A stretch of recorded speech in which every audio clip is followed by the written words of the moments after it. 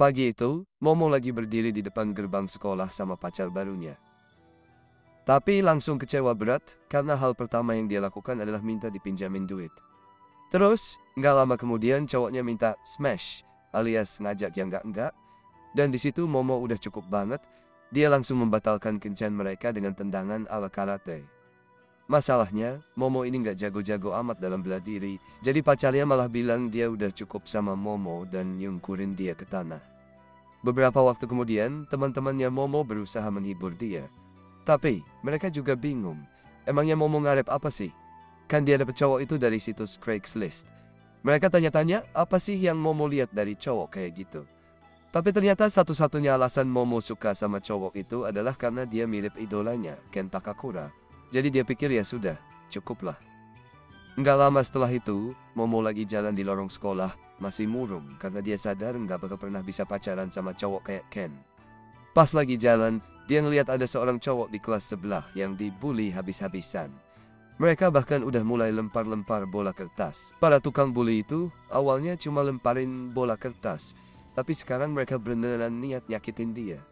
Mereka udah siap mau lemparin magnet, tapi Momo langsung maju dan duduk di sebelah anak itu biar mereka berhenti. Para pembuli nggak mau ribet sama Momo, jadi mereka pergi begitu aja. Pas mereka udah kehilangan minat, Momo bangkit dan lanjut jalan sambil nahan rasa sedihnya yang gak kelar-kelar. Tapi di tengah jalan, cowok yang tadi dia bantu nyegat Momo dan nanya, "Kamu lagi jatuh cinta ya?" Dia cuma bisa mikir kalau satu-satunya alasan cewek kayak Momo mau ngobrol sama dia yang aneh banget, itu pasti karena ada perasaan. Momo buru-buru menyangkal kalau dia punya perasaan apa-apa sama cowok itu. Tapi ternyata bukan itu maksud si cowok. Dia malah mikir Momo ini penggemar hal-hal mistis kayak dia. Cowok itu lalu ngeluarin majalah yang isinya segala macam teori aneh. Kayak alien itu beneran ada. Burung-burung itu sebenarnya drone buatan pemerintah. Dan dunia lagi siap-siap buat perang di luar angkasa.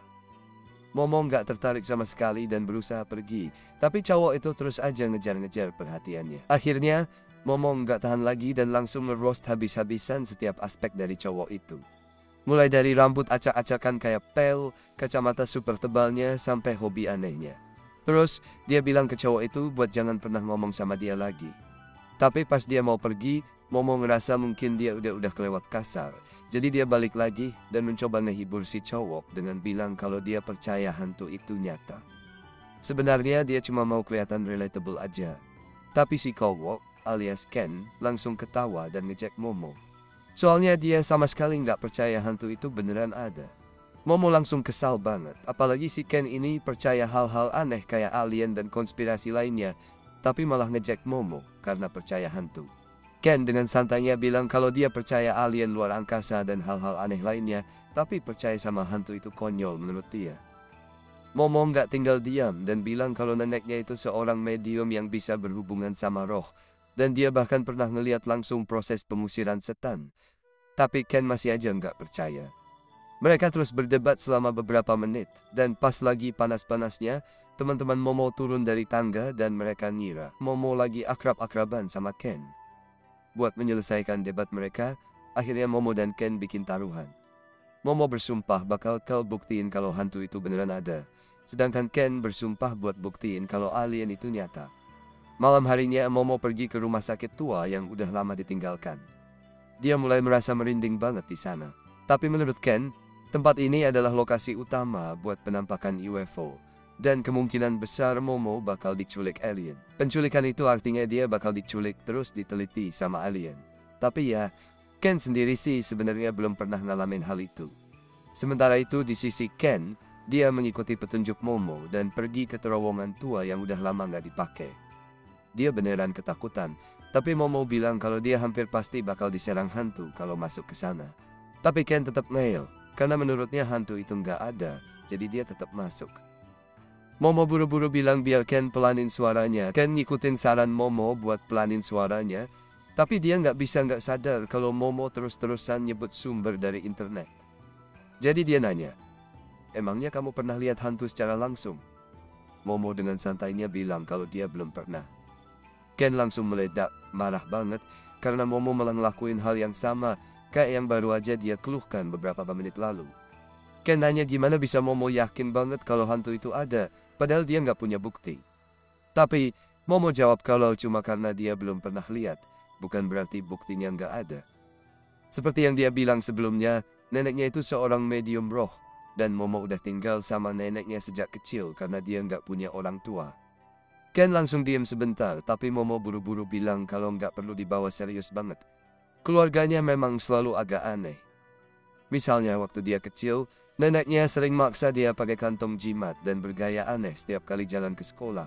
Dan tentunya, anak-anak di kelas Momo dulu sering ngeledek dia gara-gara jimat dan gaya aneh yang harus dia lakuin setiap hari. Tapi yang paling nyakitin adalah ketika cowok yang Momo suka saat itu ikut-ikutan ngejek dia juga. Setelah kejadian itu, Momo mulai ngerasa benci sama neneknya dan sempat kepikiran hal-hal buruk tentang neneknya.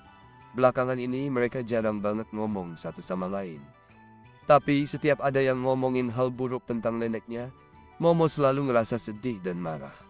Dari situ dia baru sadar kalau yang bikin dia marah bukan karena dia ejek anak-anak, tapi karena mereka ngejek neneknya. Momo masih sayang banget sama neneknya, lebih dari apapun.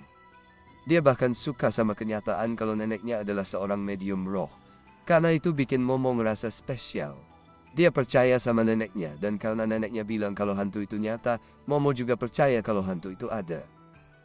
Setelah Momo ngasih penjelasan tentang alasannya, dia balik nanya kenapa Ken percaya sama alien. Tapi Ken malah menghindari pertanyaan itu, dan bilang kalau dia nggak punya alasan khusus buat suka hal-hal aneh kayak gitu. Momo nggak bisa ngelawan argumen itu, dan dia cuma bilang kalau Ken jauh lebih percaya diri kalau ngomong lewat telepon. Ken setuju dan bilang kalau Momo juga enak banget diajak ngobrol. Tapi tiba-tiba Ken berbalik dan langsung ketakutan setengah mati. Di depan dia ada hantu nenek tua yang ngeri banget sambil bilang pengen makan bagian pribadi Ken.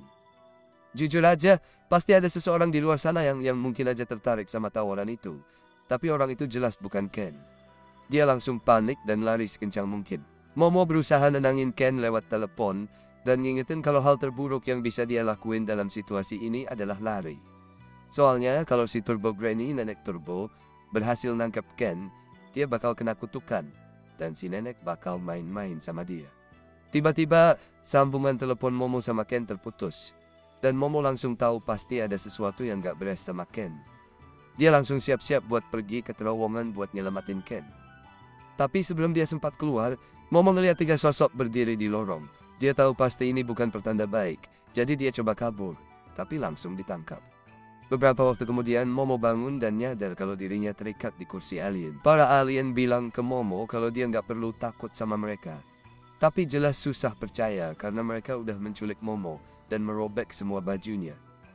Momo langsung nuntut buat dilepaskan, tapi alien-alien itu cuek dan mulai menjelaskan rencana mereka.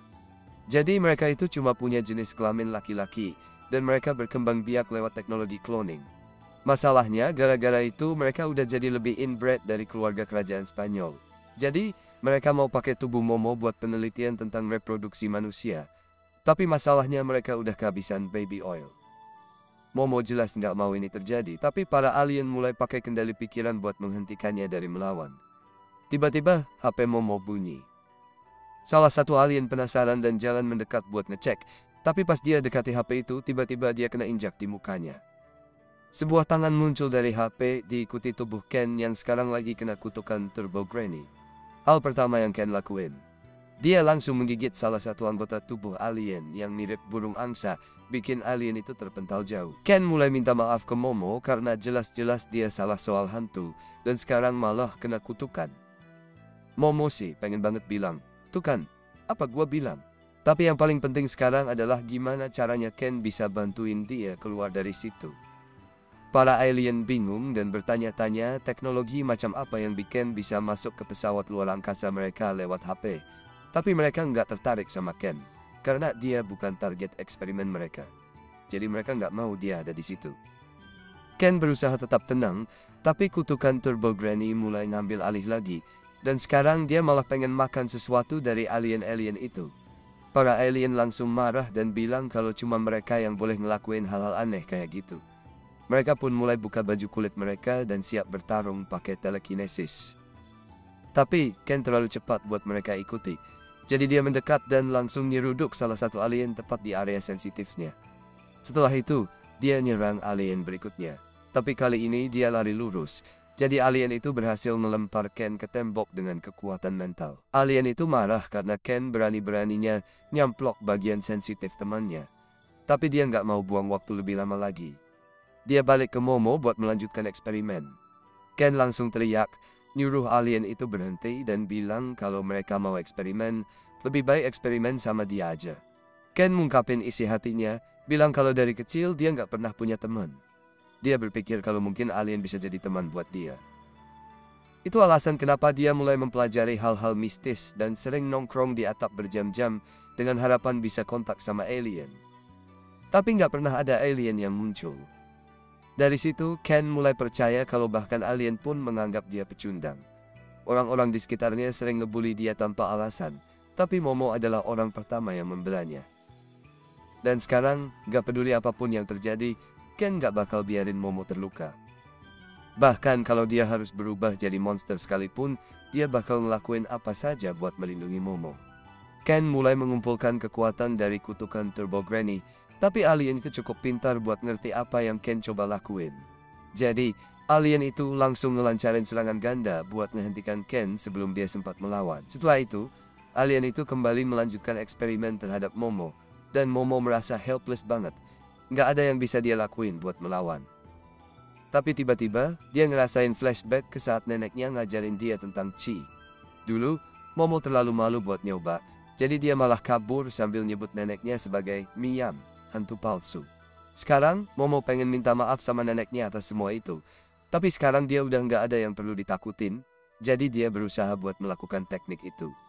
Dan betapa terkejutnya dia, ternyata itu berhasil. Dia berhasil membebaskan dirinya dari belenggu, dan Ken hampir nggak percaya kalau Momo ternyata bisa jadi psychic beneran. Dia sendiri juga nggak tahu kalau dia punya kemampuan ini, dan sekarang kekuatan telekinesis alien itu nggak berfungsi lagi terhadapnya. Dengan kekuatan barunya, Momo langsung ngelakuin tendangan bulat yang bikin alien itu terpental keluar dari pesawat. Momo juga nggak nyangka bakal sekuat itu, tapi sekarang pesawat luar angkasa itu mulai jatuh. Jadi, dia langsung cari-cari Ken mereka bisa kabur dari situ. Sayangnya, Ken kembali diambil alih oleh Turbo Granny dan langsung nyerang Momo. Tapi Momo cepat-cepat mengangkat tangannya buat nahan gigitan Ken. Lalu dia pakai kekuatannya buat menghapus kutukan Turbo Granny. Awalnya kayaknya dia berhasil karena sekarang Turbo Granny udah masuk ke tubuh Ken. Tapi kutukannya belum sepenuhnya hilang. Turbo Granny masih pegang rasa ragu Ken, dan kalau Ken mau ambil kembali kendali, dia harus mencarinya di terowongan miliknya. Turbo Granny lalu menghilang, meninggalkan Momo dan Ken di dalam pesawat alien yang siap jatuh. Tiba-tiba, sebuah kapal hancur nembus rumah sakit terbengkalai dan jatuh ke jalan. Tapi yang luar biasa, Momo dan Ken masih selamat.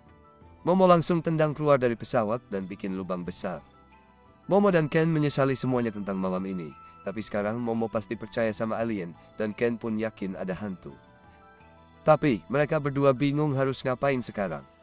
Nikah karena kutukan Ken bikin dia jadi nggak terkendali begitu Momo berhenti menggunakan kekuatannya. Momo kehilangan semua barangnya saat alien menculiknya. Satu-satunya cara buat Ken menghapus kutukannya adalah dengan mengalahkan Turbo Granny. Jadi dia bangkit dan bilang kalau dia mau pergi ke terowongan buat ngelakuin itu. Sambil ngomong gitu, dia mulai lepas baju dan bilang ke Momo supaya dia bisa pakai bajunya buat pulang. Momo langsung coba ngehentikannya karena dia bakal kehilangan kendali kalau dia nggak ada di sampingnya. Tapi Ken bilang dia nggak mau melibatkan Momo karena dia nyalahin dirinya sendiri atas semua yang terjadi. Sebenarnya, dia juga nggak punya rencana buat ngalahin Turbo Granny sendirian, tapi dia yakin dia bisa cari cara entah bagaimana. Momo sama sekali nggak mau biarin Ken pergi sendirian setelah semua yang mereka lalui. Dia ingetin Ken kalau satu-satunya alasan mereka bisa keluar dari pesawat luar angkasa itu adalah karena kekuatannya. Jadi tanpa dia, Ken pasti bakal terjebak. Ken nanya apakah Momo beneran mau ambil risiko demi bantu dia. Momo udah mantap dengan keputusannya, jadi dia jalan ke arah Ken dan bilang supaya dia pakai bajunya lagi. Tapi Ken bilang supaya Momo aja yang simpan bajunya, karena dia terlalu malu buat ngobrol sama Momo dalam keadaan kayak gini. Seketika, jantung Momo kayaknya berhenti sejenak karena Ken ngomong persis dengan kalimat yang biasanya diucapkan Takakura Ken. Tapi dia coba buat ngegampangin aja. Dia udah manggil Ken dengan nama itu sepanjang waktu. Tapi dia sebenarnya nggak tahu nama aslinya. Jadi Momo nanya, dan betapa terkejut dia ketika tahu kalau nama asli Ken itu Takakura Ken. Pas banget di situ, UFO-nya meledak, dan Momo cuma bisa bengong dengar suaranya. Setelah dia balik lagi ke dunia nyata, akhirnya Momo menerima kenyataan. Tapi dia dikasih tahu kalau mau diterima atau enggak, dia tetap Kentakura. Hal ini bikin Momo ngambek dan ngegeletak di lantai sambil teriak-teriak. Sedangkan Ken langsung kena kutukan karena nggak ada yang ngendaliin dia. Begitu Momo sadar Ken udah kehilangan kontrol, dia refleks langsung melempar Ken ke tembok dengan kasar. Ajaibnya, Ken malah berterima kasih, meski jelas-jelas kesakitan. Kayaknya dia emang masokis deh. Di saat itu juga, Momo ngasih aturan baru ke Ken. Mulai sekarang, dia dilarang pakai nama aslinya. Karena Ken suka hal-hal mistis, Momo kasih nama julukan Okarun. Tapi, kalau dia berani pakai nama lain, Momo bakal habisi dia. Ken ngingetin kalau dia cowok beneran, tapi tetap aja dia nurut dan gak protes. Di perjalanan, Momo gak ragu buat ngerjain Ken buat bikin dia semangat lagi. Tapi, ada satu momen di mana Ken kentut pas di depan muka Momo, dan dia bilang itu karena Momo udah bikin dia stres. Nggak lama kemudian, Momo sadar kalau ternyata udah pagi. Jadi kemungkinan besar si Turbo Nenek nggak bakal muncul sekarang karena hantu nggak keluar siang-siang. Karena itu, Momo ngajakin Ken buat ke rumahnya. Begitu sampai di depan rumah, Momo ngingetin Ken supaya hati-hati, soalnya neneknya galak banget sama cowok. Bahkan, pacar terakhirnya hampir dibunuh sama nenek. Ken langsung protes, kok baru bilang sih sekarang? Tapi, pas Ken mau masuk ke rumah, tiba-tiba dia kebakar api dan meringis kesakitan. Momo nggak ngerti kenapa ini bisa kejadian, tapi dia cepat-cepat bereaksi. Dia langsung pakai kekuatannya buat melempar Ken ke sungai di seberang jalan biar api itu padam. Setelah itu, Momo sadar ada sesuatu aneh di salah satu pilar pintu masuk rumahnya. Ternyata di sana ada segel. Momo langsung minta maaf ke Ken, sambil ngejelasin kalau itu sebenarnya semacam penghalang energi. Setelah segelnya dicabut, dia bilang ke Ken kalau sekarang udah aman buat masuk. Tapi kalau masih gagal, dia bakal lempar Ken ke sungai lagi. Dengan sedikit susah payah, akhirnya Ken bisa masuk tanpa kenapa-kenapa. Nah, pas sudah di dalam, Momo malah mulai ngeledek Ken karena rambutnya sekarang mirip nenek-nenek gara-gara insiden tadi. Masuk ke dalam rumah, ternyata neneknya nggak ada. Jadi Momo ngajak Ken ke kamarnya, sambil bilang, aku mau ganti baju dulu ya. Jadi dia harus nutup pintu. Tapi cuma beberapa detik kemudian, Ken kena kutukan lagi, dan langsung buka pintu dengan kasar. Momo jadi super malu, sampai-sampai dia melempar Ken ke tembok biar diam dan gak ngeliat yang enggak. Setelah ganti baju, Momo nawarin Ken baju ganti juga. Nah, di momen itu, Momo tiba-tiba mendekat dan minta Ken nunjukin barang pribadinya. Soalnya si Turbo Nenek bilang kalau Ken kena kutukan karena alat vitalnya diambil. Mendengar itu, Ken refleks langsung melihat ke bawah, ke arah selang kanannya, buat ngecek apakah benar atau enggak. Dan pas sudah dicek, dia kaget banget. Ternyata memang benar. Barangnya hilang. Wah, dia beneran gak punya itu bro. Momo gak tahan buat meledek Ken dan bilang mau lihat juga. Tapi dia langsung jelasin kalau masalahnya bukan soal ada atau enggaknya.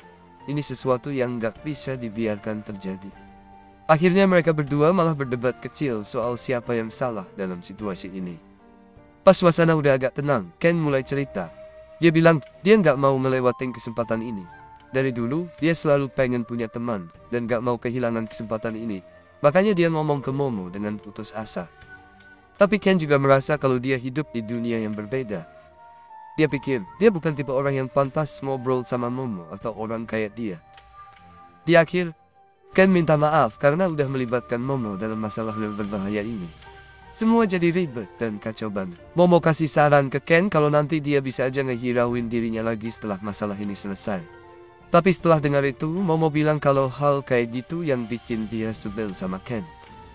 Ken tuh sering banget berasumsi tentang orang lain dan bikin kesimpulan sendiri. Makanya dia nggak punya teman, karena Ken sendiri yang ngejauhkan mereka. Momo kemudian mendekat dan kasih saran ke Ken, kalau dia nggak boleh ngomong kayak, kamu bisa hirauin aku. Tapi lebih baik ngobrol soal hal-hal kayak okultisme aja. Pas Ken diam aja nggak ngomong apa-apa, Momo duduk di sebelahnya dan coba bikin dia semangat lagi.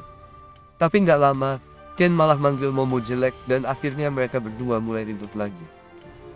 Ken bilang kalau Momo nggak peka sama sekali dan ngomongin kelemahan orang lain kayak nggak ada artinya. Tapi sebelum perdebatan mereka makin panas, tiba-tiba ada suara bel yang kedengaran jelas. Ken pikir nenek Momo udah pulang, tapi Momo langsung nyuruh Ken diam. Dia bilang dia nggak pernah dengar bel yang satu ini sebelumnya. Neneknya pernah bilang kalau di rumah mereka ada 2 bel, satu buat manusia dan satunya lagi buat roh jahat. Saat itu juga mereka berdua lihat ada siluet di depan pintu dan Momo baru sadar kalau ini terjadi karena dia udah lepas jimat dari pintu masuk tadi. Setelah mengambil jimatnya, Momo ngajak Ken buat naruh jimat itu kembali ke tempatnya. Dia bilang kalau memang itu roh jahat bakal kebakar kayak yang terjadi sama Ken tadi, jadi Ken nggak usah khawatir. Momo yakin kalau mereka masih bisa keluar dari tempat itu. Akhirnya mereka berdua mutusin buat keluar lewat pintu belakang untuk ngintip situasinya. Tapi sayangnya, mereka nggak lihat tanda-tanda roh jahat. Tiba-tiba, seluruh halaman rumah dikelilingi oleh dinding batu yang muncul entah dari mana. Itu tandanya mereka udah terperangkap. Ken bilang ke Momo kalau sekarang dia nggak bisa pasang lagi jimat itu di pintu depan, soalnya pintu kuilnya udah ketimbun sama dinding batu tadi. Jadi mereka nggak bisa keluar dari situ. Di tengah kebingungan, Momo sadar kalau dia mulai mimisan. Sementara itu kondisi Ken lebih parah lagi. Momo mulai perhatiin sekeliling. Dan dia menyadari kalau ini semua gara-gara kabut hitam yang bikin mereka terluka. Dan pas di saat itu juga, Momo akhir lihat roh jahat itu ada tepat di atas mereka. Roh jahatnya udah nemuin mereka. Tanpa buang waktu, roh jahat itu langsung menyerang dengan melemparkan kepalan tangan raksasanya ke arah mereka, berusaha buat ngancurin mereka. Untungnya, Momo berhasil menghindar walau cuma selisih sedikit. Tapi, pukulan monster itu malah menghantam dinding batu di pintu masuk dengan keras. Dan saat melihat kejadian itu, keduanya langsung kabur ketakutan. Tapi usaha mereka buat lari nggak banyak membantu.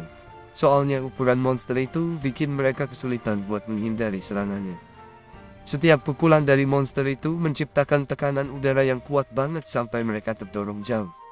Di tengah kekacauan itu, roh jahat itu teriak sambil minta pisang dari mereka. Setelah itu dia nginjak tanah dengan keras dan gelombang kejutannya melesat lurus ke arah mereka. Mereka berhasil ambil jarak sedikit dan Ken langsung kasih tahu Momo kalau itu sebenarnya halnya. Dia yakin banget kalau yang mereka lihat adalah monster Flatwoods. Apalagi setelah lihat selebaran-selebaran itu. Ini bikin Momo mikir soal bunyi bel tadi. Karena kalau itu alien, kenapa terdeteksi oleh jebakan hantu? Ken jelasin kalau ada studi yang bilang kalau orang yang sering lihat fenomena psikis biasanya juga cenderung lihat UFO. Jadi, mungkin ada hubungan antara hantu dan alien.